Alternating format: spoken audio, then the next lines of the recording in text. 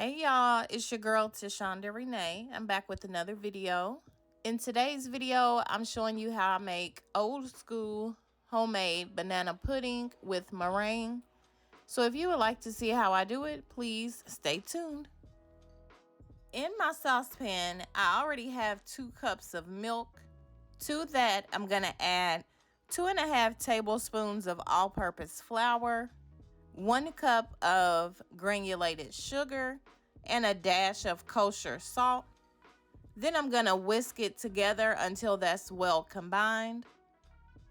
At this point, my milk is still cold. The heat is not on. You do not want to turn the heat on before you whisk this together.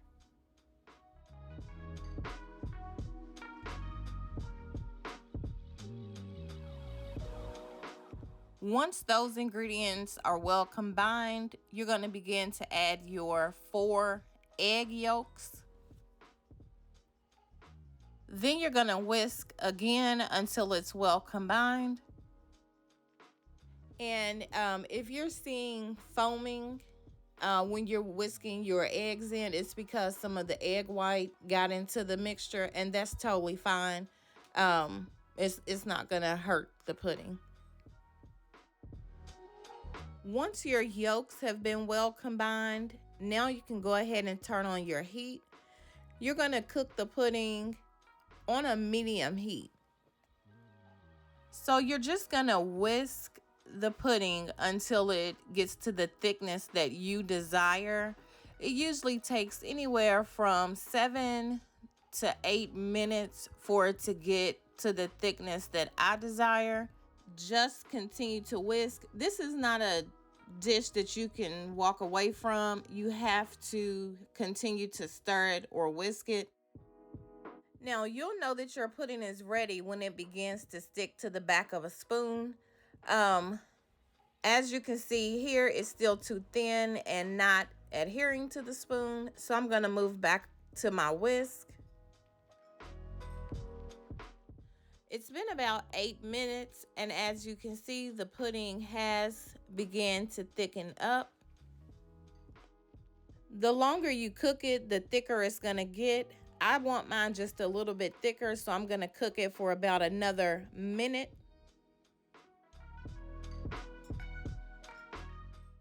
I'm going to do my spoon test, and as you can see, it is sticking to the spoon, so that is thick enough for me. I'm going to go ahead and turn my heat off. Then I'm going to add 1.5 tablespoons of butter.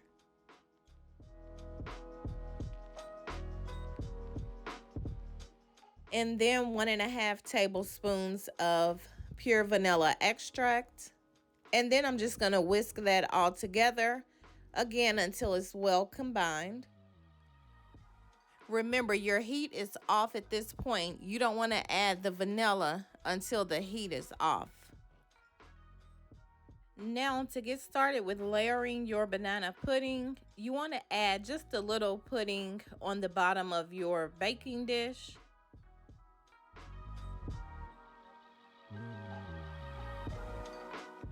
Then you're going to add a layer of your vanilla wafers.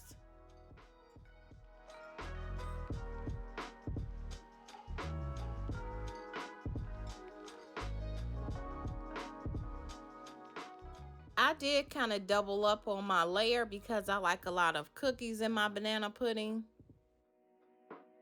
Also, because the meringue has to go under the broiler, I'm using an 8x8 oven-safe baking dish.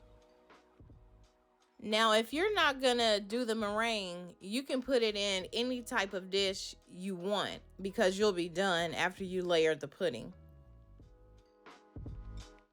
Once your layer of cookies is down, you're going to add a layer of bananas. And I like a lot of bananas just as well as I like a lot of cookies.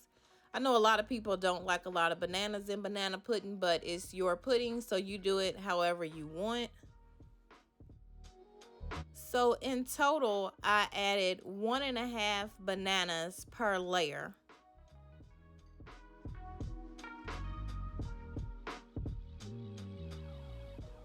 Once you have the cookies and bananas down, you're going to go ahead and pour about half of your pudding over those layers.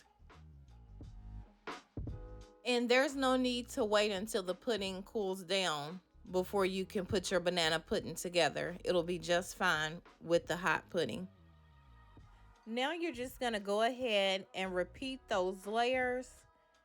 And then you want to set this to the side and you can begin on your meringue.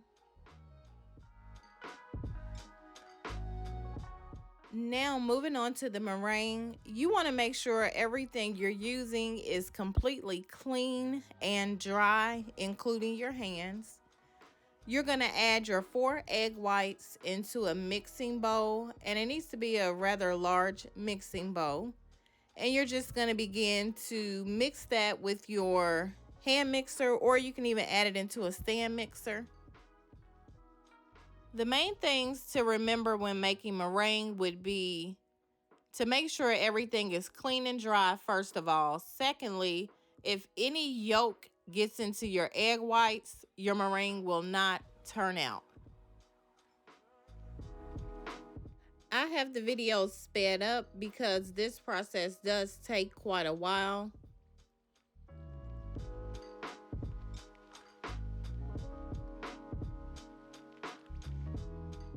Once your egg whites begin to stiffen up, you want to add about 1/4 of a teaspoon of cream of tartar. The cream of tartar is used to help stiffen the egg whites, and it helps to form the stiff peaks. When the egg whites begin to stiffen up, you want to start adding your sugar.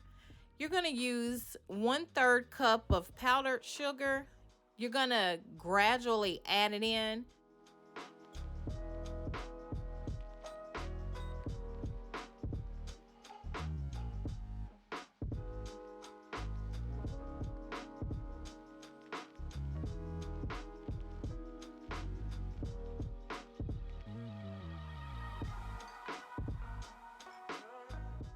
You want to be sure to get the sugar from around the sides of the bowl. I just use the mixer to do that.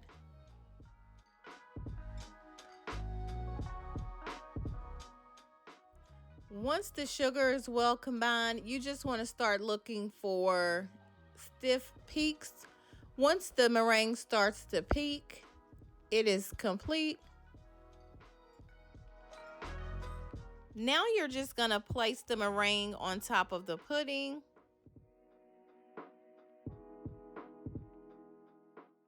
Then you're going to place it under your broiler, and you want to watch it very carefully because it will cook fast.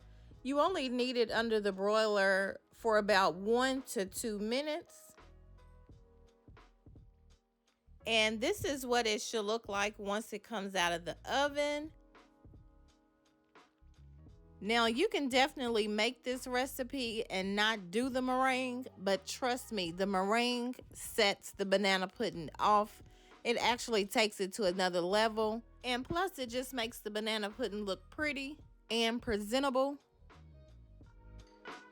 This banana pudding recipe is absolutely delicious. If you've never had homemade banana pudding, or if you've never made homemade banana pudding, definitely give this recipe right here a try. You will not be disappointed. Once you've had the homemade banana pudding, it's hard to go back to that instant box pudding.